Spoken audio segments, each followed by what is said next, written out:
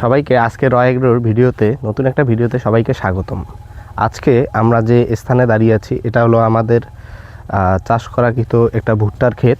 আমরা আজকে সেই ভুট্টার ক্ষেত সম্পর্কে আপনাদের সাথে কিছু বিষয় নিয়ে আলোচনা করব। এই যে অনেকের মনে প্রশ্ন জাগে যে ভুট্টার উপরি অংশ বা পাতা কেটে ফেলে কেন, মনে করেন এই ভুট্টাটার উপরি অংশকে কেটে দিয়েছে, এটা কেন করে? মূলত ভুট্টার উপরি অংশকে কেটে ফেলাকে টপিং বলে। টপিং মূলত করা হয় যখন এই মোচাটা তৈরি হয়। এই মোচাটা যখন তৈরি হয় তখন এর উপরি অংশ কেটে দেওয়া হয়।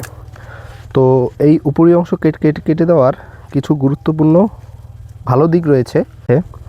যেমন এই ভুট্টা টপিং করলে এই ভুট্টাটা অনেক মাটির থেকে যে পুষ্টিটা পাবে, সে ভুট্টাটা উপরি অংশ বা উপর যে মনে করেন এই গাছটা রয়েছে, এটা উপরে অংশ ফুল পাবে না ডিরেক্ট। এই টপিং করলে তখন এই ফসলটা পাবে। এই ফসলটা যখন সেই মাটির পুষ্টি বা গুণ পাবে, তখন সেই ভুট্টাটা অনেক ভালো হবে এবং স্বাস্থ্যকর হবে।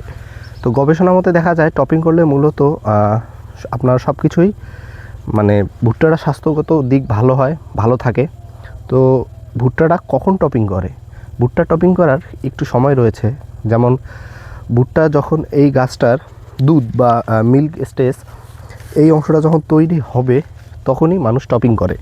তখন করলে কি হয়, এই জায়গাটা যেমন মনে করেন এই ভুট্টা ক্ষেতটা দেখেন পাতা দিয়ে ঢাকা, কিন্তু এই ভুট্টা ক্ষেতটা আপনার পাতা দিয়ে ঢাকা না, এটা আলো বাতাস পাচ্ছে, রোদ পাচ্ছে, এর ফলে সেই দুধটা আপনার জমে ভুট্টাতে পরিণত হচ্ছে। এতে ভুট্টা ভালো হয় এবং স্বাস্থ্যগত দিকও ভালো থাকে। আর মূলত আমরা সাধারণতভাবে জানি যে উপরের অংশ কাটলে কৃষকের একটা সুবিধা হয় যে ভুট্টা তোলার ক্ষেত্রে। আমাদের বাংলাদেশে কৃষি দিক দিয়ে প্রযুক্তিগতভাবে অনেকটাই পিছিয়ে রয়েছে। তো আমাদের সব কিছু হাতে কেটে নিতে হয়, যেমন ধান কাটতে হয়।